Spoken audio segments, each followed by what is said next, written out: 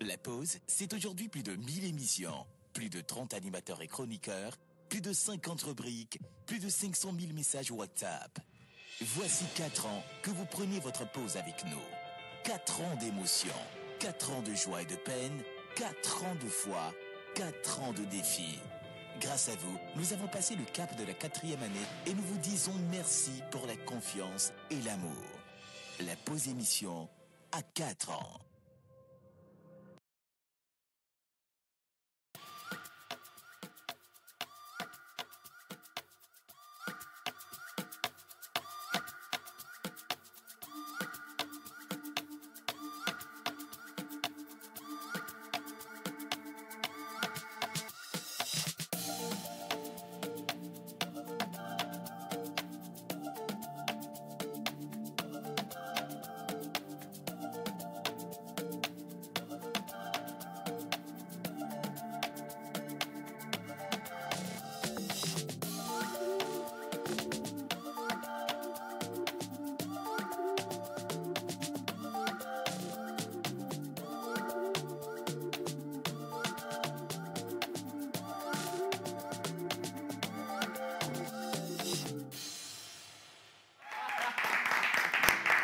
Journée des martyrs. Aujourd'hui, sur tout le territoire national, nous commémorons la mémoire de nos braves martyrs tombés pour le Togo.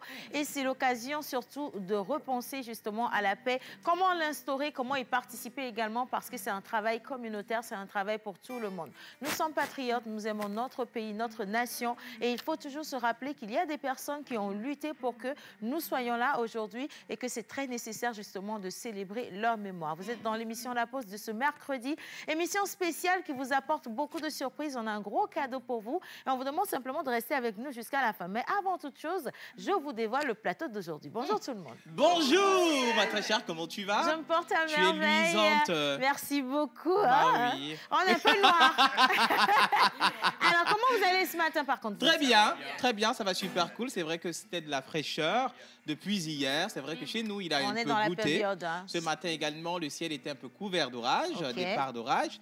Mais ça va, très bien, comme d'habitude. De toute façon, ça allait toujours. Hein? Oui, c'est ça. On va voir si ce sera dégagé avec notre Miss Ruth qui est juste à ma gauche. Bien sûr. Accompagnée de Miss Eve. Bonjour les dames, comment ça va ce matin? Bonjour Océane, on va très bien. Bien, ok, d'accord. Ça se voit que vous allez très très bien. Alors, mais tu sais ce que j'ai constaté? Vas-y, dis, on est dans le même temps. La couleur, oui, d'achat au pays. Ici. Non, c'est pas... je suis en toi, tu es en danger, moi je le dis tout de suite. Non, mais il y a également des traces de couleur, de rose la domination est ailleurs. Tu m'obliges pas à rentrer dans ça, ça marche pas aujourd'hui, je te le dis en même temps. Hein. Alors, attention, aujourd'hui, certes, oui, c'est la journée des martyrs, mais on a également la célébration de la musique de par le monde entier. Et à côté, on a une autre journée qui nous sera donc donnée et présentée par notre Miss Ruth. Mentor ambulant, comme toujours, avec le Coran. Qu'est-ce que ça va nous dire pour la journée d'aujourd'hui? On va rester juste très attentifs pour bien comprendre les choses parce qu'on se tend vers la Tabaski. Ce sera dans quelques jours. Et puis, nous avons également Monsieur l'Oracle qui va revenir sur les prénoms à célébrer avec, bien entendu, la complicité de Monsieur Kenopi. Oh yes. Alors, les filles, qu'est-ce que ça dit chez toi? On peut s'asseoir, hein? Autorisation accordée. D'accord. Bien. On s'assied. Alors, Miss Eve. Alors, bonjour tout le monde. Bonjour. Aujourd'hui, on va parler encore une fois d'amour. On ne cesse jamais d'aimer. On aime tout le temps jusqu'à ce qu'on ne perde le dernier souffle. Okay. Et nous sommes aujourd'hui dans Philippiens... On a arrêté d'aimer depuis longtemps. Nous sommes aujourd'hui dans Philippiens 1 du verset 9 au verset 10 qui dit « Voici ma prière pour vous. Je demande que votre amour grandisse de plus en plus, qu'il vous aide à voir clair et à comprendre les choses parfaitement. Alors vous pourrez juger ce qui est le mieux. Et le jour où le Seigneur viendra, vous serez purs et sans défaut. » Voilà, tout simplement. Je pense que ça, c'est limpide. Hein? Il n'y a pas besoin qu'on revienne dessus. Et on peut même vous dispenser de cantiques aujourd'hui. Oui ou non? Exactement. Dispenser, voilà, c'est ça. On ne chante pas pour vous aujourd'hui. C'est décidé. Oui. Mais restez avec nous quand même dans cette émission. Pourquoi est-ce que je dis que vous allez l'apprécier? Aujourd'hui, ça va être une émission de partage, d'expérience, témoignages. Oui. On va donner des conseils, on va approfondir sur le plan anthropologique. Et ça a manqué. Ça a manqué. On ne dévoile pas. Non, pas du du tout. On ne dévoile pas. On va quand même applaudir pour le monsieur l'anthropologie. On va juste leur dire. Alors, vous avez été tellement nombreux à demander, à réclamer quand est-ce qu'on aura cette touche particulière qui rend cette émission extraordinaire. Aujourd'hui, on vous dit que vous êtes à la maison. Si février, vous êtes devant votre petit écran, envoyez-nous juste un petit coucou spécial pour nous saluer déjà et faire preuve de votre présence. Et puis, restez en notre compagnie jusqu'à la fin de cette émission. Pour ceux qui ont des mouchoirs à côté, ben c'est tant mieux. Ceux qui n'en ont pas encore ou qui n'en ont pas, allez chercher parce que vous en aurez besoin tout à l'heure. Bien. Alors, on enchaîne? On enchaîne, évidemment. Tu l'as dit tout à l'heure, on va parler d'un sujet assez délicat aujourd'hui. Il s'agit d'une maladie. Excusez la tautologie, mais je le dis quand même, il s'agit d'un mal qui fait mal à beaucoup de personnes. Il s'agit tout simplement de la drépanocytose. Est-ce que c'est quoi les causes? C'est quoi les conséquences? Quel est le gène qui fait en sorte que quelqu'un devient drépano? On le saura tout à l'heure, mais bien avant, j'aimerais tout simplement nous informer que le simple fait de ne pas faire le bon choix ou de choisir la mauvaise personne fait qu'environ 200 000 Togolais souffrent de ce mal, soit 16% de la population porteuse du gène SS. C'est énorme. 200 000 personnes souffrent de drépanocytose. Plus de 200 000. Hein. Actuellement. Oui. Donc ça, on ne l'imagine pas. Hein. Oui. Et ça augmenterait si on ne fait pas attention parce qu'on le dit, on peut éviter que ça arrive, mais pour ça, il faudrait que tout le monde se rende responsable justement de sa procréation. Bien sûr. Je dis ça, je coupe court. Hein. Oui. Alors, on a affiché quelque chose à l'écran tout de suite. Les gars, je vais demander qu'on remette ça parce que je parlais de témoignages et dans ce studio, on a une personne magnifique et extraordinaire. Elle est toute jeune, dynamique. Hein. Bien sûr. Elle a tellement d'énergie que je me demande comment elle fait, malgré tout ce qu'elle a comme douleur au quotidien, comment elle arrive justement à donner ça. Exactement. Alors, elle dit mon combat contre la drépanocytose. Jerry Wisdom. Bien sûr, nous aurons tout à l'heure au plateau avec nous mademoiselle Amanda Jessica. Je rappelle qu'elle est étudiante en droit. Elle est également créatrice de contenu. Elle a une touche à tout. Elle bricole. Et elle est connue sous le nom de Amjess sur les réseaux sociaux que nous allons découvrir tout à l'heure dans sa rubrique. Bon, quand je dis sa rubrique, on va la décortiquer. On va lui poser des questions concernant ce mal qui la dérange, bien sûr, depuis et comment est-ce que elle arrive à s'en sortir. Voilà. Alors, mon combat contre la drépanocytose, ce n'est pas seulement les personnes ici concernées dans le studio qui vont faire cette émission. Vous également qui nous regardez depuis votre position, si vous avez une personne à côté qui souffre de ce mal et qui a envie de témoigner, prenez juste son téléphone et envoyez-nous un petit message pour nous dire comment est-ce que cette personne arrive à vivre au quotidien avec cette maladie. Est-ce qu'on en guérit? On a tellement de questions. Comment ça se manifeste cette maladie? Les symptômes, la guérison, la prévision, la prévention, pardon, la prévention, c'est très important. Est-ce qu'on peut vraiment prévenir cette maladie? On va en parler également avec un invité, donc un docteur, qui va monter sur le plateau avec notre Miss Tilalo pour revenir sur justement les conditions médicales de cette maladie.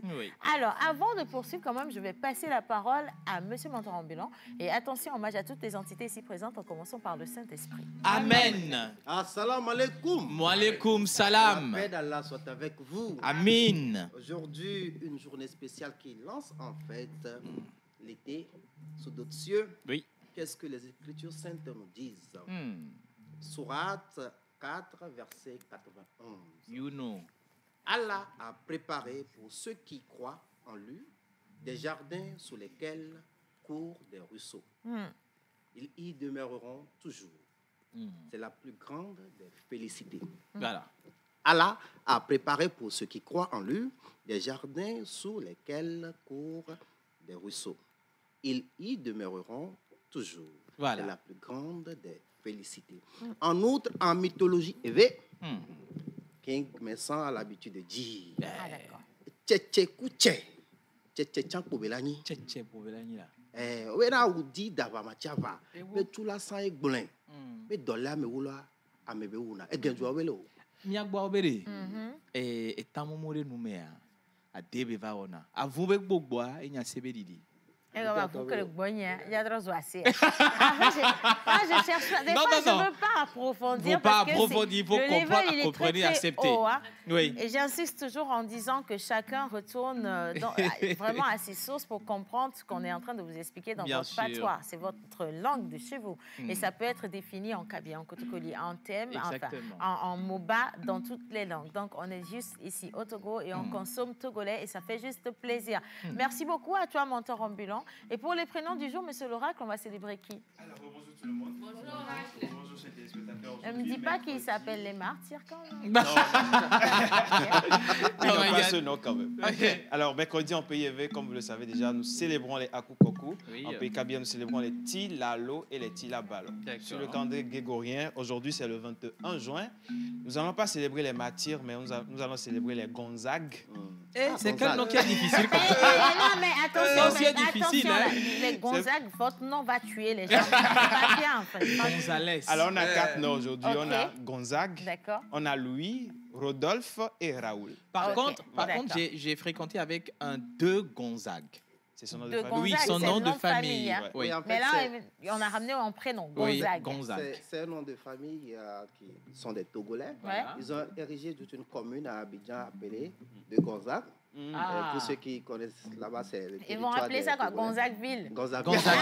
Bah oui. Aussi simple que ça. Donc, on envoie un coucou spécial à tous ceux qui nous regardent depuis la Côte d'Ivoire. Oui. J'envoie moi un coucou spécial à tous ceux qui nous regardent depuis le Bénin parce que Gonzague, ça m'a rappelé Dagobert. Donc, j'envoie un gros bisou à tous les Béninois. Et donc, merci à tous ceux qui nous regardent, quelle que soit votre position, votre pays. On est dans cette émission tous ensemble et vous êtes les bienvenus. Thank you. Alors, on va continuer donc dans cette émission, Clopin Clopin. On en vient justement à cet espace-là qui est dédié maintenant, cette fois-ci, au témoignage. Voilà. Et avant quand même de l'installer sur le plateau, nous allons partir avec cette vidéo qu'elle elle-même, elle a fait, qu'elle a partagée sur les réseaux et qui a mis lumière justement sur sa vie avec cette maladie. On parle bien entendu de drépanocytose. En image, regardez. Salut, je suis Amanda Jessica et je suis drépanocytaire hétérozygote. J'ai reçu beaucoup d'attention, beaucoup de messages et surtout beaucoup de questions suite à une vidéo de moi que j'ai partagée étant en pleine crise.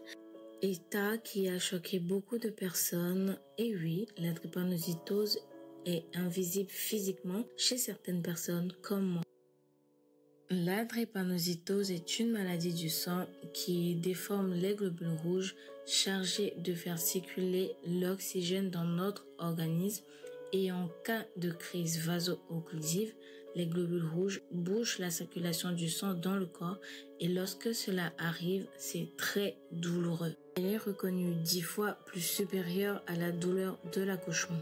Parlant de ce qui peut entraîner ces crises chez moi, comme chez la plupart, je peux citer le froid, la chaleur, l'humidité, les efforts trop intensifs, une mauvaise hydratation, les émotions comme la colère, le stress, la peine ou même encore la dépression. Comment j'arrive à vivre avec la drépanocytose et rester autant active sans me déclencher une crise? est là la question qui me revient le plus souvent. Beaucoup me disent qu'ils n'ont pas l'impression d'être en face d'une personne qui porte et qui fait la maladie. En réalité, ça n'a pas toujours été aussi simple, même étant porteuse hétérozygote, en passant par les pleurs, les douleurs, des crises assez fréquentes à mon plus jeune âge, d'où des scarifications et remèdes traditionnels, des nuits blanches et même des crises au beau milieu d'un voyage et j'en passe. J'ai récemment commencé à me faire suivre au centre de prise en charge des drépanocytaires et j'ai eu la grâce de rencontrer de magnifiques personnes, des docteurs toujours à l'écoute et de plus j'ai intégré un groupe de soutien qui s'appelle le Club des Vainqueurs qui m'aide à me sentir moins seule dans la maladie. La drépanocytose pour moi aujourd'hui n'est pas un handicap et n'est qu'une affection du corps comme les autres maladies. Mais aujourd'hui, au nom de tous les drépanocytaires du monde entier, j'aimerais que l'on prenne conscience de cette maladie et de ses nombreuses complications afin que chacun puisse faire les bons choix.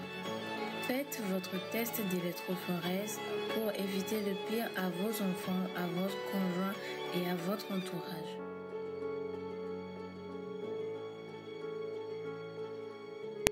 Vous avez compris au travers de cette vidéo que ce n'est pas évident, ce n'est pas facile de vivre avec cette pathologie, c'est assez délicat et ça évolue. De toute façon, elle l'a dit, c'est depuis l'enfance et après on se pose la question de savoir comment elle a pu faire quand même pour continuer ses études parce qu'en image, on l'a vu, des fois elle est à l'hôpital, la plupart du temps elle est hospitalisée, il y a beaucoup de douleurs, il y a des saisons qui ne sont pas du tout favorables pour les personnes qui souffrent de drépanocytose, mais elle est jeune, elle est dynamique, elle est pleine de vie et elle a dit tiens aujourd'hui écoute, je vais participer à la lutte contre cette maladie en sensibilisant à ma manière, c'est-à-dire avec mon expérience, mais aussi en apportant du sourire à toutes les personnes qui veulent baisser la garde aujourd'hui face à cette guerre. Alors, nous allons recevoir tous ensemble sur le plateau. On va se mettre debout pour l'accueillir. Bien sûr, pour l'accueillir. Mademoiselle, elle se nomme sur les réseaux sociaux, on l'appelle Amjess. Attention, hein.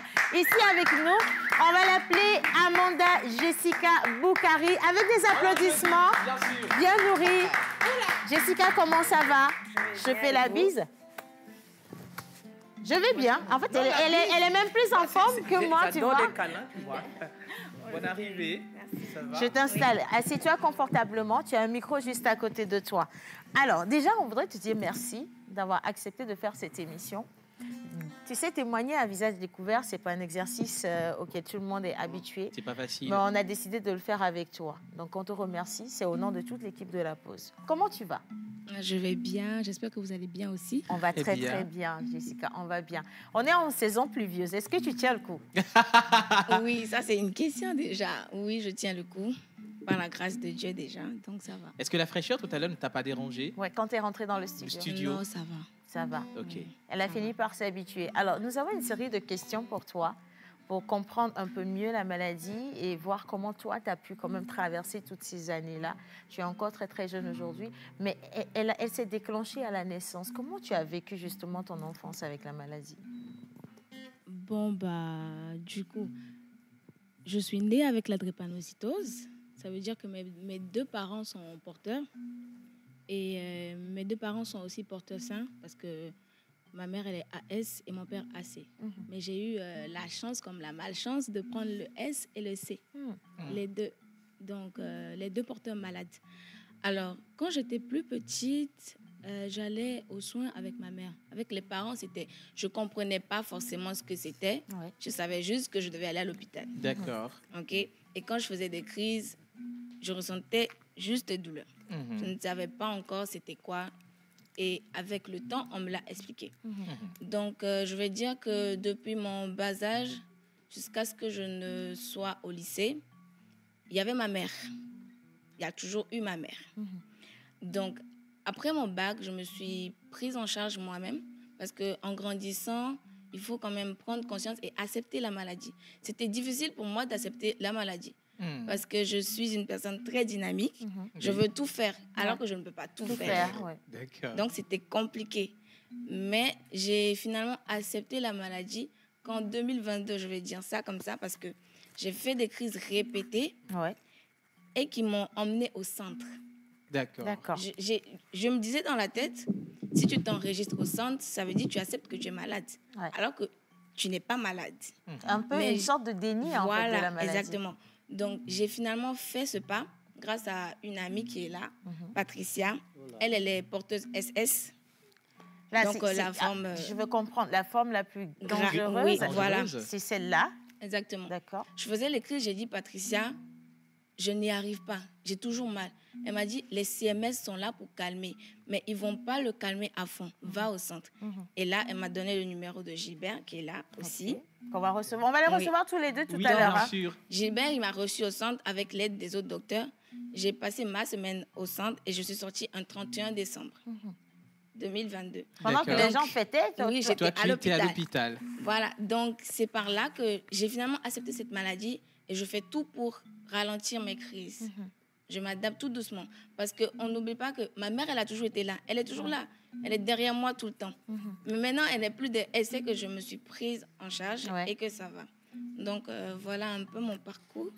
À l'école, ce n'était pas évident quand j'étais plus jeune parce qu'à l'âge de 6 ans, j'avais des crises tellement fortes qu'on a fait recours au traditionnel, des scarifications sur les 4 membres. Et ça a diminué la crise pour un temps, on va dire.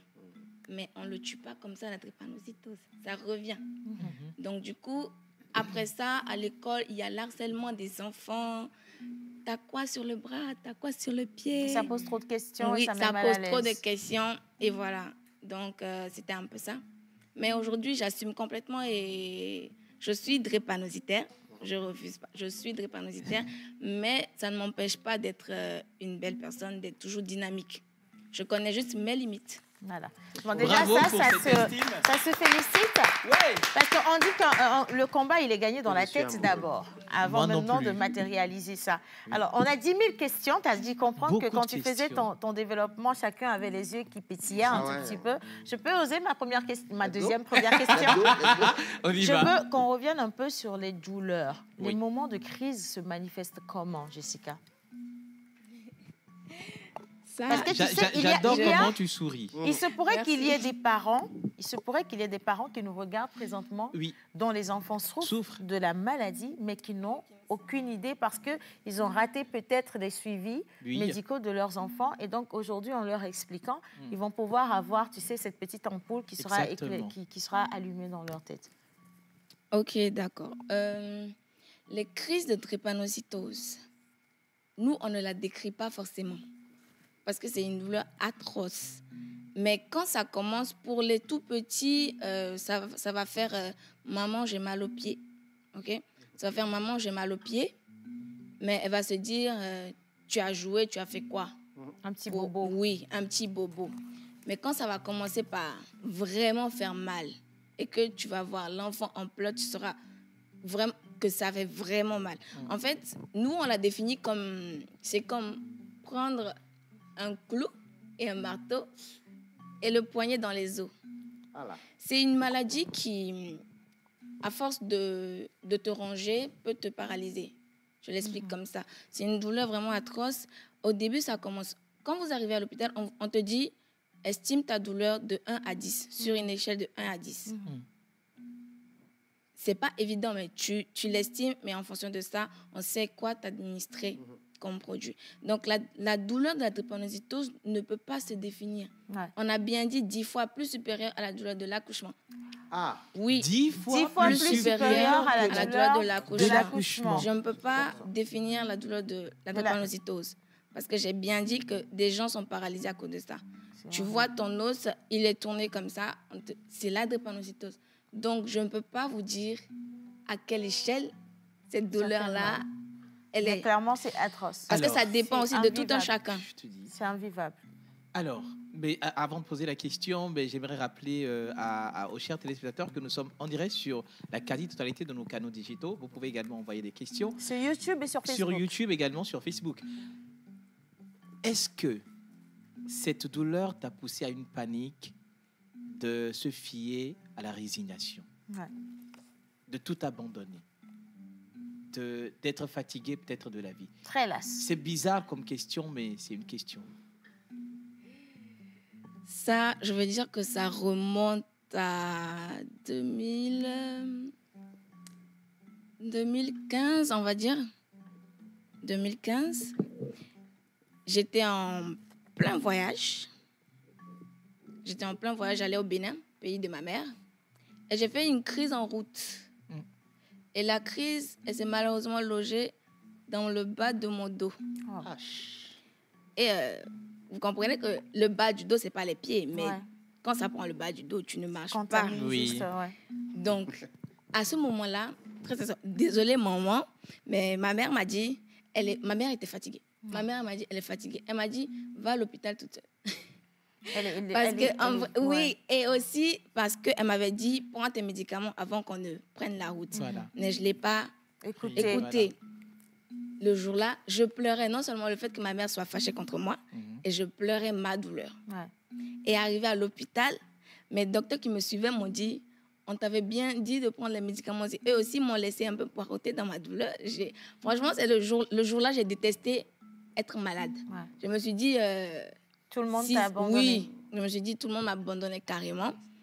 Mais au cours de la soirée, mes crises se sont calmées. C'est vrai que chaque 6 heures, on revenait pour m'administrer des calmants. Ça s'est calmé après. J'ai repris goût à la vie. Hein. Ah ouais. Franchement, j'ai repris goût à la vie. Il n'y a rien de plus beau que ça, en fait. Gardez le sourire. Il n'y a rien que le sourire, en fait. Ouais. Donc, avant que je ne pose ma question, je veux dire, Vima, c'est tout noir. Non, ça, elle l'a compris. Hein. Ça, tu l'as compris, non? Elle a pu rater ses calmants. C'est fini. D'accord. Alors, ma question va plus dans ta vie intime. Comment tu gères ta vie sentimentale? dès que tu sais ou que tu sauras que l'autre est porteur aussi des gènes qui peut entraîner peut-être votre futur enfant dans le même cas. Alors, tu aimes tellement le monsieur. D'abord, ça, c'est une question piège. Mais avant, si tu permets, avant Jessica, que tu répondes à cette question, moi, j'ai bien envie de savoir aujourd'hui si la maladie peut t'empêcher d'avoir une relation normale. Pas forcément que ton partenaire soit porteur des mêmes gènes que toi, non. Mais est-ce que dans ta vie active, dans ta vie de tous les jours, ça peut te limiter à faire certaines choses comme avoir une relation normale? Ça ne me limite pas. Pour avoir une relation normale avec une personne, c'est normal tant que cette personne-là n'est pas porteuse de mon gène. Ouais. On n'aime pas à tue-tête. Je dis ça comme ça. La première chose que j'ai et que je demande à mon compagnon, c'est est-ce que tu as fait ton électrophorèse? Est-ce que tu sais quel est ton signe ou ton statut? Voilà. Moi, j'ai moi-même payé pour que mon conjoint le fasse. On va dire ça comme ça. Ça, c'est bien. Parce que je ne voudrais pas prendre de risques. Ouais. Le temps passe, on va s'aimer. Et après, c'est difficile de se détacher. Ouais. Vaut mieux être fixé maintenant et se donner à fond que d'avancer à l'aveugle. Sinon, ça ne m'empêche pas du tout d'avoir une relation normale. Je fais tout. Okay? Je suis à l'aise avec la personne. Tout se passe bien. Sauf s'il est AA. En fait, il est porteur sain. Okay. Donc, voilà, ça va. Vous êtes d'un grand esprit. Non, je crois que... Kenopi? Non, en fait, ce qu'elle vient de dire, sauf si la personne est AA, j'ai compris. Oui, le AA, c'est les porteurs sains. Ça veut dire que tu n'as pas la drépanocytose.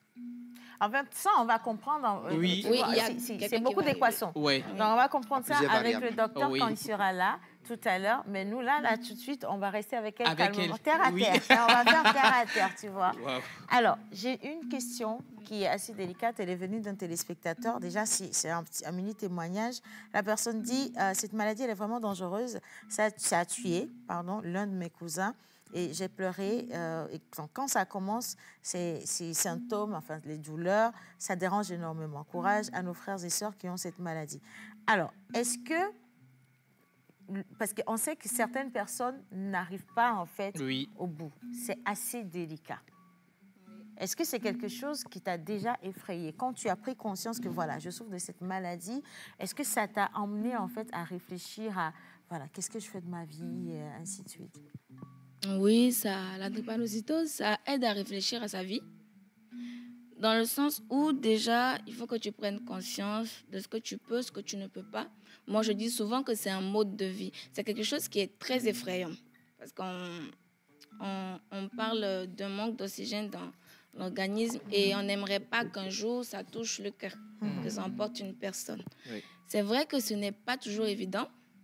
C'est très compliqué et c'est effrayant. Surtout pour les enfants, moi, je me dis. Parce que quand tu es jeune, tu as mal, tu ne sais pas d'où provient le mal. Ouais. C'est très effrayant. Et le stress empire la situation chez les tout petits.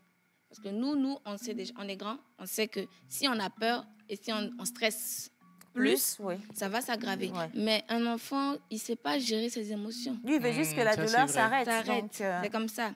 Et je me rappelle, ma sœur, un jour, j'étais hospitalisée, elle me regarde, elle me dit, elle pleurait et puis elle me disait, j'imagine le jour où tu seras fatiguée de toute cette douleur. J'ai dit non, je ne serai jamais fatiguée. Voilà, c'est ça. Il ne faut pas être fatigué. Bravo, oui, bien sûr. J'ai une question, si tu le peux. Oui. Je disais tout à l'heure que vous êtes d'un grand esprit ouvert. Mais est-ce que les gens également sont ainsi envers vous? C'est-à-dire, vous avez subi des stigmatisations, des propos racistes par rapport à cela? De la discrimination? Oui, de la discrimination. Ça part depuis le primaire, je vais dire. Coucou mes amis du primaire et du collège. Alors, c'était quoi? Moi, quand j'étais au primaire, disons que j'étais un peu, pas bavarde, mais violente, agressive. On va dire ça comme ça. C'est-à-dire que si tu m'attaques avec des mots, je t'attaque avec des actes. OK. Donc, parce qu'on me cherchait beaucoup de querelles, surtout les garçons de mon école. Je vous vois. Donc, c'était... En fait, quand il pleuvait... je suis une fille. Je devais me mettre en jupe, comme tout le monde. Je me mettais en pantalon. Et ça, les gens ne comprenaient pas. Pourquoi eux, ils étaient autorisés à être en jupe. Moi, j'étais autorisée plutôt être en pantalon et pas eux. Voilà. Tu vois, il y avait déjà ça. Et aussi, ça part au niveau de mes scarifications. Il me disait Vaudou Sionia, Osubona Vaudouya. Et en fait, ça partait en blague et toute la cour prenait. Donc moi, je courais pour taper. Parce que c'est agaçant. Oui, c'est agaçant. C'est ça, voilà, exactement. Et aussi, je veux dire que récemment, bon, je ne sais pas, récemment, il y a une de mes connaissances qui m'a attaqué directement sur ma maladie, dans le sens où, au cours d'une dispute, elle m'a dit, je ne suis pas comme toi pour tomber malade suite à mes émotions. C'est-à-dire qu'elle a attaqué ma maladie. Parce qu'on s'était fâché, j'étais en colère. En plus. Oui, j'étais en colère et ça m'a déclenché une crise. Et la veille, en fait, le pire, c'est que je sortais de l'hôpital, mais ça m'a ramenée à l'hôpital. Encore à l'hôpital. Donc, ça m'a beaucoup touchée. Il y a des gens qui ne savent pas parler. On n'attaque pas une personne sur sa maladie ou son mal. Voilà. C'est pas bien. Parce que je n'ai pas demandé à faire des crises quand je suis en colère ou stressée. En même temps, il ne faut pas m'énerver. Il faut comprendre aussi que c'est tout à fait naturel. C'est une maladie, hein, et donc on ne s'en amuse pas. Oui. Mais Jessica, vous avez parlé tout à l'heure de crise déclenchée parce que vous étiez en colère. Est-ce qu'il y a d'autres facteurs, à part, par exemple, le climat, qui peut déclencher des crises de drépanocytose? Oui, bien sûr. Il y a le stress, comme j'ai dit. Le stress, la colère, la dépression, parce que beaucoup en font. Il y a beaucoup de drépano qui sont en dépression aujourd'hui. Donc ça n'améliore pas forcément l'état de santé. Au centre, actuellement, vous verrez des gens qui sont hospitalisés depuis 1 mois, 3 semaines, tout simplement parce qu'ils dépriment à cause de leur état et ça n'évolue pas. Ça n'évolue pas, oui. Le stress, la colère, la peine, tout ça, ça déclenche une crise. Parce qu'on n'arrive pas tous les jours à gérer nos émotions. Donc, c'est aussi des facteurs. C'est un calcul au quotidien, en fait. Ma dernière question, avant qu'on aille à la plage publicitaire, je vais lire aussi quelques messages rapidement. Est-ce que à l'école, les parents, est-ce que maman allait à l'école pour demander ou alors leur faire part en fait, de ton état, de sorte à ce que tu sois mieux traité ou qu'on te réserve un traitement particulier par rapport aux autres élèves? Surtout le parcours? Non, je ne pense pas. Non, ma mère, c'est une béninoise. Ah, mais les béninoises, elles sont elle ne fait pas cadeau. Hein. En fait, je me dis que mon mental vient de l'éducation de ma mère. Ma mère ne m'a jamais traité comme un enfant malade. Quand tu dis à ma maman, donne vie ou à fond, elle va te dire, ma fille n'est pas malade. Pas malade, ouais, clairement. Tu ne dis pas ça. Donc, j'ai eu le traitement que tous les élèves ont eu. On me tapait, que je sois en pantalon, en jupe. Normal. Oui, normal. Parce que ma mère, elle m'a... Tu es malade, mais tu n'es pas malade, quoi. Faut pas le penser. Oui, il ne faut pas le penser, non. J'ai été traitée comme tous les enfants à l'école. C'était ça. En tout cas, franchement, bravo. Bravo. Il y a Kenopi je te donne la dernière question, vas-y. Oui. Merci Océane, bonjour. Bonjour Kenopi. En fait, j'aimerais savoir, vu qu'il y a l'émotion qui interagit avec votre maladie, est-ce que vous suivez quand même des séances de maîtrise d'émotions, de thérapie, voilà, une thérapie, je ne sais pas trop. De développement personnel. Un petit suivi psychologique. Voilà. Oui. Je veux dire, ça, c'est un gros effort de mon centre. Et aussi, grâce à... Il viendra, il vous dira. Ils seront tous là sur le Ils vous diront, oui, il y a un suivi. On fait des petites séances. On a un groupe, on a un petit club au sein du centre aussi, qui se gère qui gère plutôt le côté du problème, voilà, côté émotion, comment le prendre et tout. Donc, ne vous inquiétez pas, il viendra. Lui-même, il viendra en tout cas. Merci beaucoup, Jessica. Franchement, c'est pas évident de parler de soi, surtout en faisant face à une maladie aussi difficile. Ah ouais. Elle est délicate et il y a beaucoup de personnes très contentes, je suis, de recevoir vos messages d'ailleurs, qui témoignent de leur cas particulier ou leur cas à elles-mêmes ou encore des cas de certains proches. Voilà. Hein. Et donc, quelqu'un a dit c'est très important car nous avons des préjugés. Et en parlant de préjugés, on va en avoir justement. Et des fausses conceptions sur cette maladie. Je veux rappeler qu'aujourd'hui, il y a un centre qui s'en occupe et ce centre, il fait un sacré bon travail. Donc, c'est un centre qui est régional. En tout cas, on va découvrir le centre avec qui de droit. Mais avant toute chose, on va partir pour la plage publicitaire. Et juste après, quand on sera sur le plateau, on aura le docteur Misty Lalo, mais on a également la surprise qui va arriver. En image.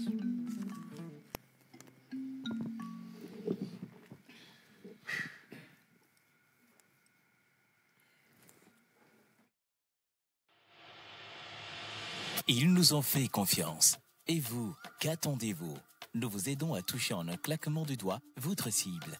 Communiquez pour votre entreprise, vos produits et services, vos événements et votre image de marque dans la pause du lundi au vendredi de 11h30 à 12h45. Infoline, plus 228 92 36 68 25.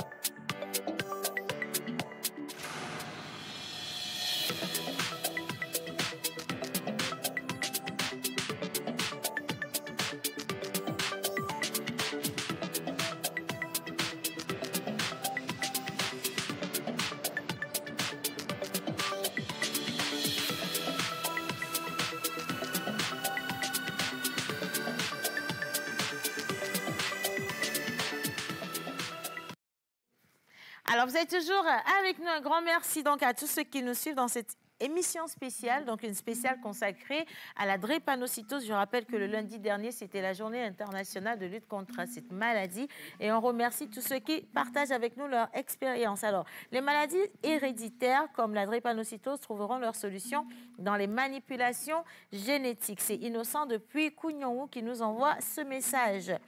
Alors, on envoie tellement de messages pour saluer justement la force mentale, le courage de notre invitée. Et je vous dis, elle n'est pas seule. Hein. Elle est accompagnée d'une deuxième magnifique, charmante lutteuse. Je les appelle les guerrières, ce sont des Amazones. Et donc, elle vient d'arriver. Bonjour.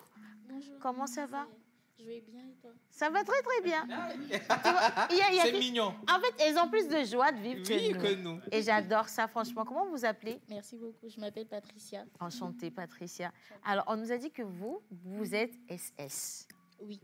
SS, exactement. Quand on dit SS, c'est vrai que le docteur, il est là. Je vais l'introduire dans quelques instants. Mais quand on dit SS, c'est S comme dans l'alphabet SS. Bien sûr. Nous, on ne sait pas ce que ça veut dire. Ça veut dire quoi?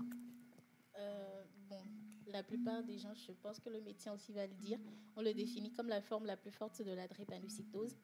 Mais le S, c'est une forme de la drépanocytose. C'est juste pour dire que... Alors, on va changer de micro.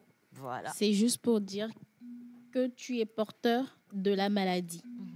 Et moi, j'ai mes deux parents également, comme Jessica, qui sont porteurs de la maladie et qui font que je suis SS. D'accord, bien. Maintenant, on va comprendre en fait, parce qu'on dit A, on dit AA, on dit SS, j'ai entendu AC. On dit AS. On dit AS aussi, ça fait beaucoup. XZ. On va définir, on va comprendre tous ensemble, d'accord? J'aimerais qu'on souhaite la bienvenue au docteur Agodjon Alexis, la deuxième fois qu'il passe dans cette émission. Bien sûr. Et donc, il va être notre spécialiste pour nous expliquer un peu mieux cette maladie. Misty Lalo et Lawale. Bonjour Océane, bonjour chers collègues. Patricia, bonjour. Jessica, bonjour à vous. À la fia, à la fia. Alors Tamba, sono chila yawe, sono riu kakoda yo. Sono riu kakoda, sono riu double ne kudang na ko ngubo yo conseil da cette drépanocytose. Donc, je disais tout simplement, aujourd'hui, on ne va pas aller au marché, on va juste parler d'un mal, d'une maladie qu'on appelle la drépanocytose. Et oui, depuis lundi, comme maman venait de le dire, c'était la journée mondiale de lutte contre la drépanocytose. Moi, je m'appelle Océane. Océane. Il ne faut pas l'écouter, les filles. Moi, je m'appelle Océane. Quelle maman, dis donc. Alors, donc, je disais, depuis lundi, c'était la journée mondiale de lutte contre la drépanocytose. Alors, aujourd'hui, on a décidé de revenir sur cette maladie parce que malheureusement, cette maladie continue de faire des victimes. Ouais. Alors, tout à l'heure, avec le docteur, nous allons en parler de ce que c'est que cette maladie, quelles sont les causes, les signes. Est-ce une maladie qui se traite? Si oui, comment? Sinon, comment se fait la prise en charge? Alors, vous aurez la chance d'avoir des réponses à vos questions au cours de cette émission parce que nous avons le plaisir de recevoir dans ce studio Dr Alexis Aboudjan. Il est médecin généraliste. Ensemble, nous allons toucher du doigt le thème mon combat contre la drépanocytose. Alors, maman, autant pour moi, Océane. Alors, Océane, si tu me permets, je vais d'abord poser la toute première question au docteur Alexis. Docteur, mon combat contre la drépanocytose. D'abord, on a très bien écouté le témoignage de Jessica. Ouais. Donc, d'une manière simple, la drépanocytose, qu'est-ce que c'est et quelles sont les causes majeures ou bien quelle est la cause majeure de ce mal? Ouais. D'accord, d'abord, merci. Et je félicite aussi par la même occasion nos magnifiques demoiselles. Ouais. Elles ont eu le courage en fait, de témoigner. C'est bien, c'est ce que nous voulons en fait, pour pouvoir toucher la plupart des téléspectateurs. Voilà, la drépanocytose, en fait, c'est une maladie qui est héréditaire. Donc, héréditaire, ça veut dire que c'est transmis aux enfants par les parents. Donc, marqué par la présence en fait d'une hémoglobine qu'on appelle l'hémoglobine S. Maintenant, l'hémoglobine, pour le commun des mortels, en fait, c'est une protéine qui se retrouve dans les globules rouges. Vous vous rappelez déjà de ceux les globules rouges, voilà. Donc, les hématies. Voilà, maintenant, et cette hémoglobine, en fait, a pour rôle en fait, de rendre les hématies ou les hémoglobines, le globule rouge, sa forme lisse et souple. Dans le cas de la drépanocytose, il se trouve en fait que l'hémoglobine malade ne va plus être responsable ou ne pourra plus maintenir cette forme-là. Donc, du coup, les globules deviendront un peu plus rigides et on va avoir des formes un peu allongées. Donc, voilà, donc sous forme de fossiles. Donc, du coup, dans la circulation sanguine, ces hémoglobines ou ces globules rouges vont s'agglutiner et leur agglutination va empêcher le flux sanguin. Je vous aide, docteur. On va vous changer de micro. On va envoyer celui-ci à la régie rapidement. D'accord. Merci. D'accord. Oui. Donc, c'est bon? Oui. Donc, l'agglutination de ces mauvais, globules-là vont entraîner, en fait, ces phénomènes douloureux qu'on assiste souvent chez les drépanocytaires. Alors, voilà. Docteur, en ce moment, il y a des milliers de téléspectateurs qui nous suivent. Peut-être quelqu'un, il est quelque part, il ne sait pas comment faire son test pour connaître son statut, s'il est drépanocytaire ou pas. À ce moment, si je dois faire un test, quel test je dois faire pour connaître mon statut? Bon, habituellement, chez nous, en fait, le test qu'on demande, c'est l'électrophorèse de l'hémoglobine. Donc, c'est disponible un peu partout. L'électrophorèse de l'hémoglobine. Voilà. Donc, ça permet de confirmer le diagnostic et ça permet de vous connaître, de vous donner en fait vos statuts hémoglobiniques, savoir si vous êtes AA, AS, SC. Voilà, c'est le test qu'on réalise souvent pour pouvoir connaître. J'ai une question, si tu me permets. Est-ce que ce n'est pas un test qu'on oblige les mamans, les femmes enceintes à faire avant d'accoucher? Justement, ça fait partie de la prise en charge des femmes qui vont en consultation en CPN. Donc, pour pouvoir détecter au plus vite possible en fait une maladie pareille, donc et entamer à faire la prise en charge. D'accord. Voilà. Alors, docteur, moi j'aimerais qu'on aborde les signes, mais bien avant, je suis curieuse de connaître, de savoir est-ce qu'il y a d'autres formes de drépanocytose, et si oui, j'aimerais aussi savoir quelle est la durée de la vie d'une personne drépanocytaire SS. 200 la ans. vie, toute la vie. Est-ce qu'il y en a d'abord? Oui. Ok. Oui. Vous n'en avez pas? D'accord, là, c'est donc, comme il n'y en a pas, donc, docteur, j'aimerais savoir quelles sont les différentes formes de drépanocytose qui puissent exister. Sur le plateau, nous avons par exemple deux personnes qui présentent deux formes. Nous avons la forme homozygote, qui est la forme SS, d'accord, majeure. Donc, ça veut dire en fait qu'un des parents possède en fait un trait malade, un trait S, c'est le trait malade, et l'autre parent aussi possède le trait S, qui est le trait malade. Donc, l'enfant, malheureusement, va sortir avec les deux traits malades. Donc, ça fait la forme homozygote, donc c'est homogène. Disons ça comme ça, de cette façon. Mais là, il y a la forme aussi hétérozygote. Donc, la forme hétérozygote, ça veut dire que vous avez l'hémoglobine normale, qui est normalement appelée l'hémoglobine A. Ouais. D'accord? Donc, vous avez l'hémoglobine normale à côté. Et puis, vous avez un trait drépanocytaire qui s'associe à cela. Donc, ça peut être le S, ça peut être le C. Voilà. Donc, voilà un peu les formes. Maintenant, après ça, il y a des combinaisons qu'on peut retrouver. Mais majoritairement, ce que nous retrouvons de plus en plus, c'est ça, je viens de dire. En fait. Voilà. Encore une question. Est-ce que la maladie, est-ce que les gènes peuvent évoluer? Est-ce que quelqu'un qui était peut-être AA peut passer à AS ou bien est-ce qu'il y a une mutation aussi? Est-ce que ça peut arriver, ça? Non. Vous avez une statue hémoglobinique. C'est vrai qu'aujourd'hui, on ne peut pas dire jamais, pas dans la science, c'est vrai qu'il y a des situations pathologiques qui peuvent arriver, mais ce que nous assistons habituellement, en fait, vous avez un statut hémoglobinique, vous êtes AA, vous êtes AS, vous êtes comme ça. Chez nous, les croyants, ça peut arriver. J'ai une question. Oui. Alors, souvent, c'est une maladie héréditaire, comme on le dit. Yo, frère. Il n'y a pas le micro.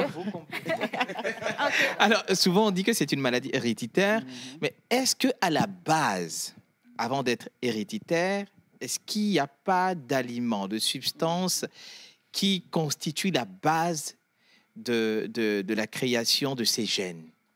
Bon, là, ça va être un peu délicat parce que ce qui est héréditaire est génétique. Vous voyez, donc ça entre un peu dans un domaine, c'est quelque chose qui est lié directement à la procréation, à l'ADN, par exemple. Vous voyez, donc c'est des informations qui sont copiées. Donc du coup, c'est de génération en génération, d'accord. Donc c'est quelque chose qui se transmet maintenant par ces gènes-là. Et donc c'est ça qui est à l'origine. Donc parler d'une alimentation, je vois un peu ton idée, pour qu'on puisse quand même agir sur cela, pour pouvoir voir comment réduire. Mais malheureusement, on ne peut pas grand-chose. D'accord.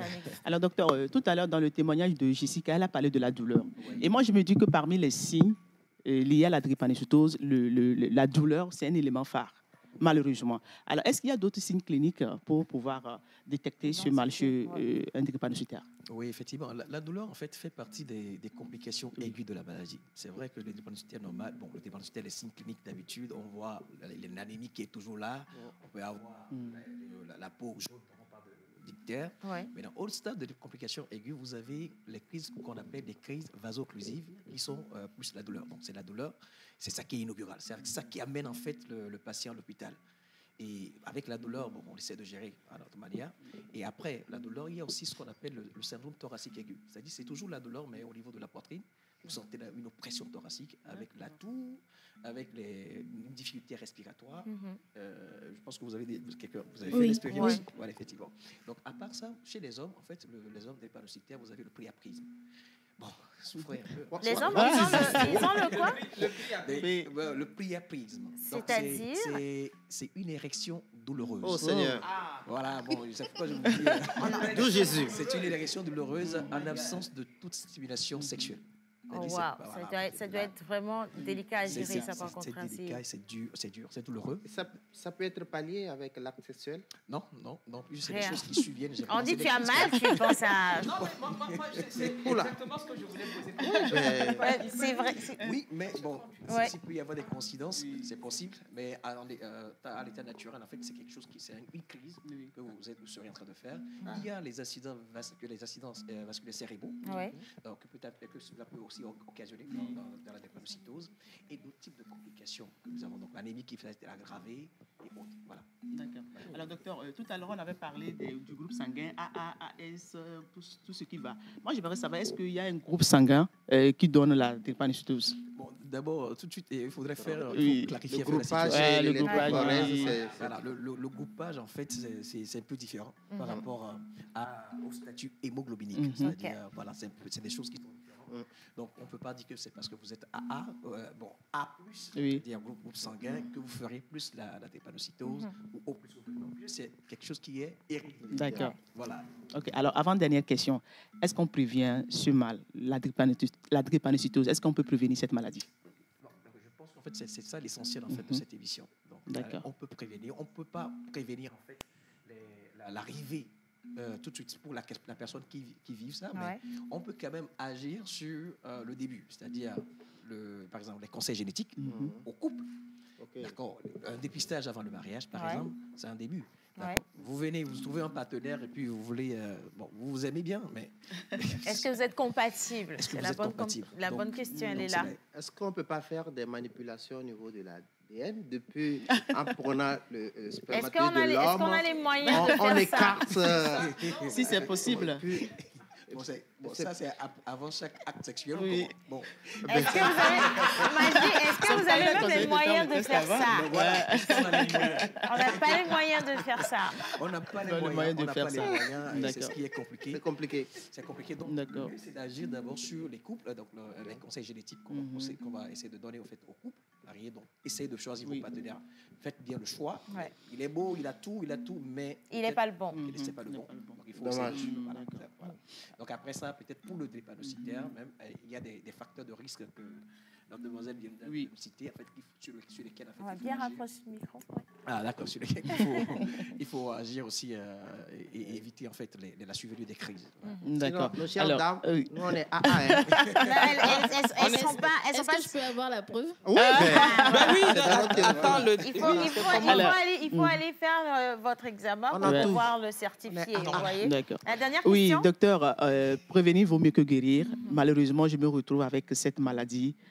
Le mal est déjà fait. Qu'est-ce que je dois faire? C'est-à-dire, quel traitement je dois suivre ou bien quelle sera la prise en charge auquel je serai inscrit peut-être? Voilà. D'accord. La prise en charge actuellement, vous voyez, le Togo fait des efforts dans ce domaine. Donc, il y a le centre de prise en charge des drépanocytaires qui est au CHU Campus. Et là, actuellement, c'est un service qui est nouvellement créé qui s'occupe bien des drépanocytaires. Et maintenant, au niveau de traitement, il y a plusieurs types de traitements. Si c'est la douleur, au niveau du médecin, on va essayer d'agir sur la douleur et autres. N'oubliez pas, la drépanocytose, c'est aussi une anémie. Donc, dans cette anémie, il y a des gens qui viendront en stade beaucoup plus aggravé où on aura fait des transfusions. Mais il y a des traitements plus efficaces, mais qui coûtent vraiment cher et que nous ne faisons pas actuellement chez nous. C'est pas encore subventionné. Voilà, par exemple, la greffe de la moelle, par exemple, ça c'est cher. En fait, tout le monde ne peut pas en fait, s'autoriser à avoir ces types de traitements. Donc voilà un peu à peu près comment est-ce que se gère le truc là. Maintenant, pour le drépanocytaire, pour éviter certaines crises, on met en place en fait des traitements de prévention de l'anémie qui est basé sur l'acide folique qu'on leur remet de chaque mois. Je ne sais pas, c'est ça que vous aviez oublié de prendre avant d'aller. Ah oui, elle a fait une crise à l'époque. Ah, d'accord. Après, il y a aussi une hygiène de vie. Je pense qu'il y a une hygiène de vie quand même par rapport face à la maladie. Il y a une hygiène de vie. Éviter, par exemple, de se mettre en colère, éviter de s'exposer au froid et plein d'autres choses qui vont limiter un peu l'arrivée des crises. Franchement, docteur, merci. Bravo. Je sais qu'il y a 1000 questions qui sont en train d'arriver. J'arrive pas à lire vos messages, mais je vais essayer d'en lire quelques-uns quand même avant qu'on aille à la fin de cette émission. Il y a encore d'autres informations dont vous avez besoin absolument, donc on va poursuivre. Et quand on parlait de centre de prise en charge, les filles, elles étaient en train de dire qu'il y a quelqu'un dans le studio en fait qui est au centre de prise en charge. Comment il s'appelle? Il s'appelle Gilbert. Gilbert, là, il est beau, hein? Vous êtes sûr que il est gentil. Il est beau, il est gentil, exactement. Il est beau, il est gentil. Ils sont tous gentils au centre. Ils sont tous gentils. Ça vous donne envie de... Jusqu'au gardien, il est gentil. Ah bah dis donc, elle tombe malade. Est-ce que vous des fois vous faites Elle fait exprès pour tomber malade. Pour aller voir le docteur, les gens. Alors on parle de ce centre de prise en charge. Et donc, on va partir avec cette image. C'est juste une petite vidéo qui nous présente rapidement le centre. Quand on va revenir, la surprise cerise sur le gâteau, c'est qu'on va parler également de la dimension, de l'aspect anthropologique de cette maladie. Et on aura également le responsable du centre qui va nous parler de comment se font les prises en charge.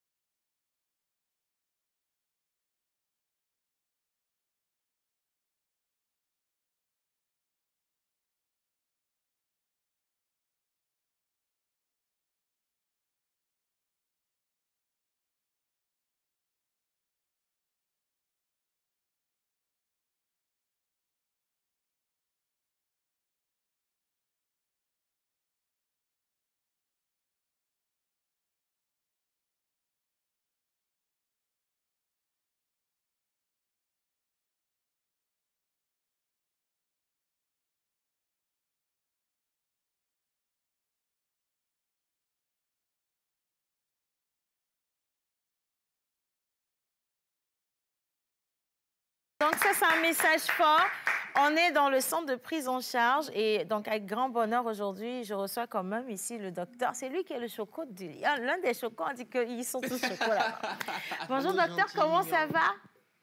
Ça va, Océane, bonjour. Bonjour. Je suis très contente de vous avoir dans cette émission. Merci, Océane. D'accord. Alors, on a également... Alors, vous avez été tellement nombreux à demander... Je ne sais même pas comment je vais l'introduire. Je ne sais pas si j'ai les mots. D'accord. Ça fait un bon bout de temps qu'on ne l'a pas vu. Ce visage nous a manqué ici sur la chaîne nationale. Énormément. Le docteur Camille Aguati est de retour. Et on va applaudir parce que ça nous a vraiment manqué. Et on n'aurait pas pu aborder cette question sans aller justement dans sa dimension anthropologique avec le docteur Camille Aguati. Et donc, professeur, je suis trop contente de vous avoir avec moi. Mais je vous amende aussi quand même. Vous allez payer une amende. Comment ça va, professeur? Ça va bien, ça va bien. Bien. Alors, on va déjà donner la première question au docteur Gilbert. D'accord. Le centre de prise en charge, comment il fonctionne, le centre? Ok, merci encore une fois pour l'occasion, Océane. Vraiment, je félicite l'initiative. C'est un plaisir. Merci à toute l'équipe également. Merci vraiment aux Amazones.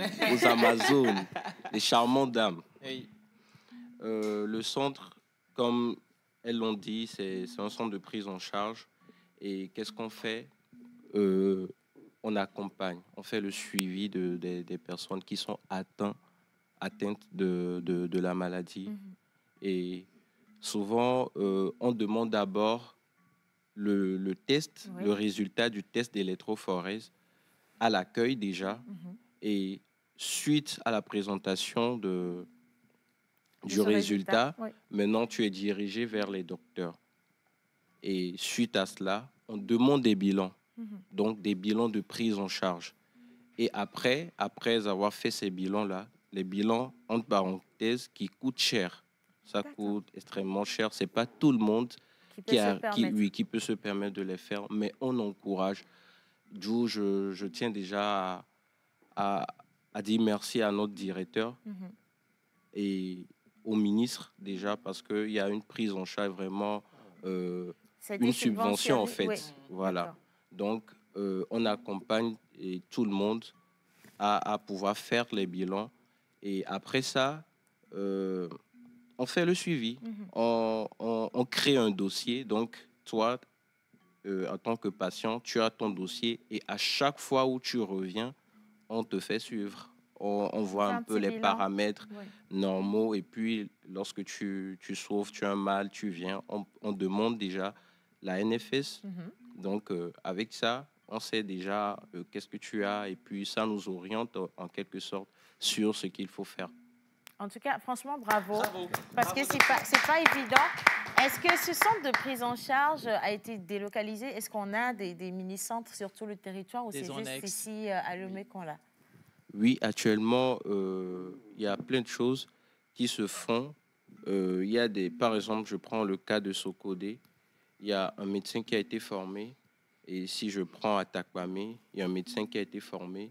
À Kbalimé, il y a un médecin qui a été formé. Et là, je crois que ils font les consultations. Localement. Oui, localement. Une fois par semaine, je crois. Bon, voilà. Donc, ça peut aider en tout cas toutes les personnes qui sont en train de nous regarder, qui ne sont pas ici à Lomé. Vous êtes également concernés et vous êtes pris en charge. Donc, vous n'avez plus aujourd'hui de la crainte à vous rapprocher des centres pour pouvoir vous faire prendre en charge. C'est facile. Alors, maintenant pour Lomé, le centre, il se situe où exactement? Bon, c'est sur le boulevard de la Nationale numéro 1, comme on le dit, juste à l'entrée du CHU. Avant d'arriver au service de scanner, c'est juste le centre qui est à votre gauche. C'est écrit Centre national de recherche et de soins aux drépanocytaires. Donc, c'est là-bas. Juste en face de Oraban, au sein de l'université. Ma dernière question, est-ce qu'il y a d'autres activités? Parce qu'on a parlé également du volet psychologique de la maladie. Est-ce qu'il y a d'autres activités que vous faites pour accompagner les personnes, les victimes de drépanocytose? Bien évidemment. Ça, vraiment, comme je leur dis toujours, moi, c'est un projet que j'ai reçu à cœur. Parce que je donne un exemple à une jeune fille. Il y a un âge, tu n'as pas conscience de cette maladie. Ouais. Mais il y a un autre âge où tu prends conscience et puis tu donnes une chaise à la maladie. Ouais. Et la maladie s'assied, en fait, s'installe, ouais, dans ta vie, en fait. Et beaucoup ont fait ce truc-là, permettez-moi, et aujourd'hui sont bloqués, sont limités. Et à chaque fois, ah, ma maladie, ah, ma douleur, ah, c'est comme ça. En fait, on devient comme la victime, en fait, de cette maladie et on reste dans un petit cercle vicieux où on a peur de... Voilà. On a peur. Et donc, je dis, tu dois te lever, en fait. Ouais. C'est comme dominer, tu reçois un invité dans ta maison et puis à un moment, tu dis à l'invité, bon, maintenant, c'est bon, quoi. Oui, bon, oui, bien sûr. Rentrer. Ou je dois faire quelque chose. Ouais. Donc, il faut, en fait, c'est psychologique. Ouais. Ça se passe dans la psychologie. Dis à la maladie, non, c'est bon, quoi. J'en veux plus. J'en veux plus. Il faut que tu partes. Et donc, c'est ce que j'apporte au Club des vainqueurs. Vainqueurs, pourquoi? Parce que ce sont des personnes qui ont décidé de vaincre leur mal. Voilà. On ne va pas rester dans le mal. On doit dominer le mal. On doit faire face au mal. Et c'est ce que je dis toujours à tous les jeunes que moi je rencontre. Donc voilà un peu. Franchement, bravo pour tout ce que vous faites. Merci. Et donc, on va tous rester concentrés. Cette fois-ci, je vais passer la parole au docteur Camille. Alors, on a expliqué médecine. On a dit comment ça se présentait. On est parti à l'origine de la maladie. Mais docteur Camille, est-ce qu'il peut y avoir une autre explication à la drépanocytose que nous, en tant qu'êtres humains, tout simple et basique, on n'a pas? Et pourquoi on dit souvent que c'est une maladie de l'Afrique de l'Ouest? Oui. Ouais. D'abord, je remercie tout le monde là. Merci. Et surtout mes collègues, docteurs. On les félicite pour le travail qu'ils font déjà. Ok, c'est une question pertinente. Puisque aujourd'hui, la médecine doit être holistique, pluridisciplinaire. Oui. Elle doit plus être uniquement dans la dimension clinique. Parce que celui qui est malade, c'est lui l'anthropos, c'est lui l'homme. C'est l'homme qui est malade. Donc, si on fait tout ça contre l'homme lui-même qui est malade, c'est difficile. Donc, il y a plusieurs visions aujourd'hui qui tentent à avoir le côté anthropologique. On ne pourrait pas les développer ici, parce qu'il y a les côtés même des normes éthiques, où la personne, on détecte que c'est SS dans le ventre, on veut passer à l'avortement. Et les normes, surtout africaines, c'est ce qui se passe en France actuellement, vu qu'on n'avorte pas, religieuse, c'est l'anthropologie qui s'en occupe. Ça, c'est l'anthropologie du développement. Maintenant, je vais rapidement aller dans l'anthropologie culturelle. C'est une maladie. Et vous avez remarqué que je ne souhaite pas la maladie là à personne. Mais vous avez remarqué que le plus grand mot vient qu'on appelle le génie, vient du mot gène. En fait, le génie même, c'est une mutation. C'est parce qu'on ne le voit pas biologiquement. Lui, c'est ce qu'on appelle l'épigénétique. C'est au niveau mémoriel. Donc, un génie a connu une mutation qui n'est pas biologique. Et on ne le voit pas, mais c'est immatériel. Aujourd'hui, c'est développé, je fais partie des chercheurs là, sur l'épigénétique, qui te montre comment la mémoire des chromosomes fonctionne, comment il y a toute une gamme de modifications, de mutations qui se passent, à tel point que nous, on ne dit plus moi, on dit les mois. Parce qu'il y en a tellement, on en a beaucoup. Voilà, on en a beaucoup. Oui. Maintenant, c'est ceux qui se sont configurés dans l'aspect biologique que nous voyons comme des maladies. On matérialise ça. Génétiques d'abord, avant d'être héréditaires. Donc, quand on a exploré l'origine, parce qu'on s'est dit, ça dépend de la foi de chacun, le bon Dieu a créé le monde. À partir de quel moment il y a eu cette mutation? On sait que c'est dynamique, hein, c'est un processus qui est là, mais il y a plusieurs voies. Et vous allez remarquer, la voie qui est arrivée en Afrique de l'Ouest passe par l'Inde. Donc, les études, il y a les grands professeurs avant moi. Longtemps, les professeurs Kéké en ont travaillé, les Apédinou en ont travaillé, à la Sorbonne, partout. On a vu que ça a muté sur la voie commerciale depuis l'Inde, à passer par l'Éthiopie jusqu'à arriver en Afrique de l'Ouest. On a vu même l'accompagnement de la voie des Kori jusqu'au Nigeria. Donc, c'est là qu'on a vu que c'est lié à ce qu'on appelle d'abord le nomadisme, c'est-à-dire les gens qui sont dans les migrations. C'est né quelque part, c'est comme manifestation migration et métamorphose. Ça s'est manifesté quelque part. Maintenant, dans les migrations, c'est arrivé. Maintenant, quand on est devenu sédentaire, alors on rencontre d'autres peuples. Et c'est là où maintenant, il y a tout ce qui est message qui rentre dans le mariage. Donc, cette dimension permet en fait de tracer, je dis quoi? Ce que vous appelez les recherches alternatives. Qui veut dire, sur le plan anthropologique, ne peut-on pas obtenir en passant par ce chemin, si c'est le patrimoine génétique, n'avait-il pas eu aussi des patrimoines culturels qui ont essayé de lutter contre ça en cherchant? Depuis la source. Dans la source. Donc, nous, on repart vers la source et on prend la trace là pour voir à tout moment les thérapies traditionnelles. Mais puisque ils vont conclure avec moi sur ça, le problème, c'est que ça doit suivre ce qu'on appelle la dimension scientifique. Sinon, toutes les thérapies traditionnelles ne sont pas acceptées.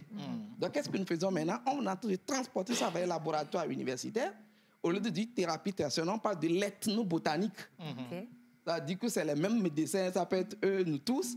On s'assoit et on voit si nos amis occidentaux luttent aujourd'hui pour avoir, par exemple, l'oxybrita et tout ce qui est voxelotor, pour lutter contre ça. Pourquoi pas notre rapport africain?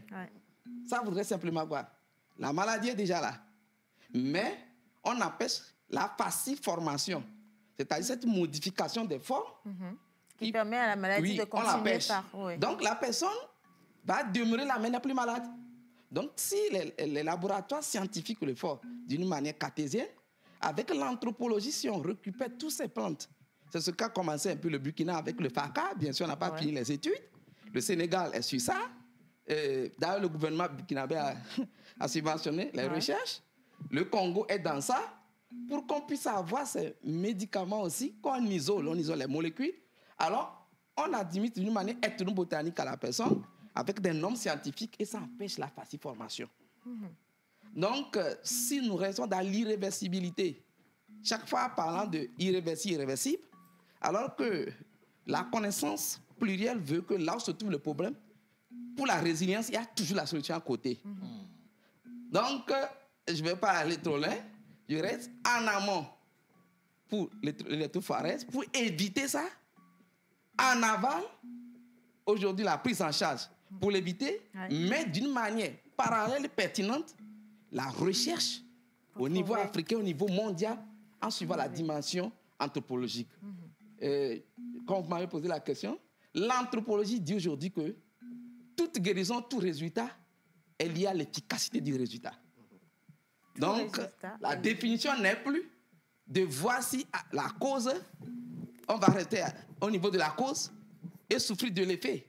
On peut partir de l'effet et aller vers la cause.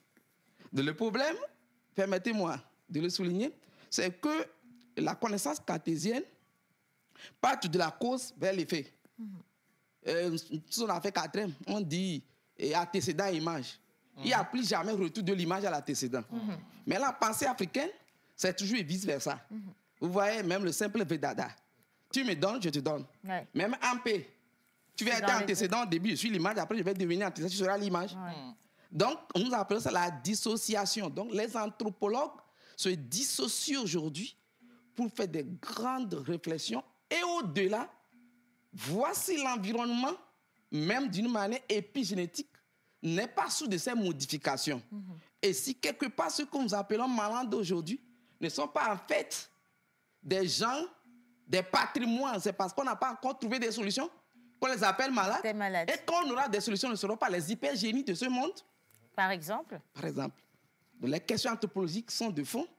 Et c'est peut-être à cause de Océan de Matteo que je le dis. C'est des recherches que nous fouillons, beaucoup nous faisons. Et personne ne peut dire que ça ne va pas arriver parce que ça doit arriver. La connaissance est aujourd'hui quantique. Elle est universelle. Et d'ailleurs, si elle arrive ailleurs, ça peut naturellement arriver. C'est vrai qu'en expliquant les choses scientifiquement et sur le plan anthropologique, il y a beaucoup de personnes qui, à l'heure là, sont larguées. Je disais, c'est pas grave. Nous-mêmes, on a vécu ça longtemps. Mais finalement, on a compris, en fait. Il faut être concentré pour comprendre ce que le professeur veut dire. Mais professeur, est-ce que traditionnellement, aujourd'hui, il y a quand même des apports qui peuvent aider a essayé la guérison. Actuellement, je parle de maintenant. Oui, elle avait eu des scarifications. Moi, je vais revenir justement sur ça. Oui. Oui, traditionnellement, oui. Mais je voulais être traditionnellement scientifique. Okay. C'est-à-dire que les chercheurs doivent partir pour réfléchir sur la méthodologie. Puisque l'effet est bon, mais on les critique sur la méthodologie. Par exemple, ce n'est pas seulement pour drépanocytose, hein. C'est un problème de, comment vous l'appelez, DQ. Oui, par exemple. C'est héréditaire, mais il suffit qu'on te fasse le don encore. Et puis ça s'arrête. Bah, la plupart du temps, les gens pensent que c'est quelque chose de spirituel, alors qu'à la base, ce sont les plantes qu'on utilise. Ils n'ont pas compris la spiritualité en anthropologie. Il y a deux connaissances. Il y a ce qu'on appelle la science phénoménale et la science noétique, la science nouménale, qui s'enseigne même à Harvard, en Atlanta. C'est la science nouménale que nous n'avons pas. Ouais. Ce qui est au fond, terre à terre, pour nous-mêmes, ce qui est en soi. Ouais. Donc maintenant, on peut modifier ce qui est en soi pour avoir le résultat dans ce qui est extérieur. Moi, j'ai fait le village, avant de devenir scientifique et après être anthropologue, mais j'avais des cousines qui avaient la maladie. C'est le simple avumicor. C'est une plante qui a des nodosités comme le globule rouge. Quand on prend, on le prépare, et puis les douleurs s'arrêtent. Par exemple. C'est que nous voulons modifier les gènes, c'est pourquoi nous faisons souffrir les gens. Pourquoi ne pas arrêter les crises directement? Donc c'est possible d'arrêter les crises? Oui, les crises. Comment? Avec des médicaments? Parce qu'on l'a dit quand même que lorsque les crises arrivent, on prend des calmants. On arrête les crises. Celle dont je ne vais pas le dire, c'est une cousine qui a été prédite à 21 ans, 22 ans, elle est partie. Mais elle est à 40 quelque chose. Actuellement, elle a des enfants, elle n'a plus de crise. Ça ne veut pas dire qu'elle n'est pas malade. Les gènes sont là, on n'a pas enlevé. Mais la prise perpétuelle, de la même manière qu'il y a tous les médicaments blancs qui se développent pour arrêter les crises. Pourquoi nous, on dit que les nôtres ne peuvent pas arrêter les crises? Moi, je ne comprends pas. Il suffit d'ajouter la méthodologie scientifique, c'est-à-dire expliquer le pourquoi. C'est ce qui nous manque en fait, c'est pas qu'on n'en a pas. On en a. Donc, ça limite, je ne dis pas ça modifie les gènes. Mais ça limite l'évolution de la maladie. Ça limite l'évolution. Ça empêche la formation, c'est tout. Ça empêche la forme d'être tordue. Ça rend, c'est fini. Donc, j'ai fait le village, donc je sais de quoi je parle. Et ça ne suffit pas. Il y a des asthmes génétiques dont on parle. Il suffit que la bonne dame prenne 2 tissons de braise, regardant la lune, et tu es guéri. On ne pourrait pas l'expliquer, mais aujourd'hui, nous l'avons expliqué dans nos thèses. Nous l'avons expliqué toutes les énergies. Ce que le blanc appelle aujourd'hui la guérison quantique énergétique. Et elle existe bel et bien. Quand le mot est énergétique quantique, on applaudit. Mais quand c'est africain, scarification. Ça fait peur. Alors que le sang, les docteurs vont accepter avec moi, le sang est un milieu biologique. Dans l'épigénétique, ou bien dans le génétique même, tous cellules que vous mettez dans un milieu différent vont produire des résultats différents. Naturellement. Donc, il suffit, la scarification, là, c'est scientifique. Ça envoie des étincelles dans le sang, modifie le milieu. C'est en modifiant le milieu que ça empêche l'hémoglobine de prendre sa forme tordue. Voilà. Franchement, professeur, on va continuer à le faire venir. Je croise les doigts parce que c'est sa disponibilité également. Mais vous comprenez en tout cas qu'on a énormément de choses. On a certainement des solutions sur le plan médicinal, c'est-à-dire la science directement. Exactement. Mais la science, elle est vraiment large. On a une science traditionnelle également qui peut accompagner, si et seulement si elle a été bien maîtrisée et qu'elle a été donnée par des personnes qui s'y connaissent. J'ajoute, c'est le Togo qui avait eu ses chances. On reviendra là-dessus. C'est le Togo qui était le premier à créer ce centre, mais qui n'a pas survécu en ce temps. Parce qu'il manquait des experts déjà dans les années 79. Et la loi fondatrice est là. Ça voudrait dire que ça est là depuis. Voilà, donc c'est pas nouveau pour nous en tout cas. Franchement, je veux juste dire merci à tous ceux qui ont fait cette émission. Les filles, sincèrement, merci d'avoir pris le courage de témoigner à visage découvert. Ce sont nos héroïnes aujourd'hui. Merci également, Gilbert, d'être venu dans cette émission. Un numéro du centre, rapidement. Bien sûr. On a un numéro pour le centre? Bon, je donne rapidement mon numéro 91 91 87 87 24 24 42. 91 87 24 42. Oui, un instant, je donne le numéro du centre. On vous donne celui du centre dans quelques 70. secondes. 70. Ça vient. 21. Oui. 97 30. 70 21 97 30. 70 21 97 30. Si vous avez des personnes à côté de vous qui souffrent de la pathologie et qui n'ont pas encore de solution, merci d'appeler ces numéros-là pour commencer déjà le processus de prise en charge et on vous prendra en charge convenablement. Merci à tous ceux qui ont fait cette émission. Docteur Camille, vous êtes toujours le bienvenu. Merci. Les filles, docteur Gilbert, le docteur Alexis également de l'autre côté, toute l'équipe de la production, merci à la réalisation. On se dit à demain jeudi et bonne célébration. Journée nationale des martyrs.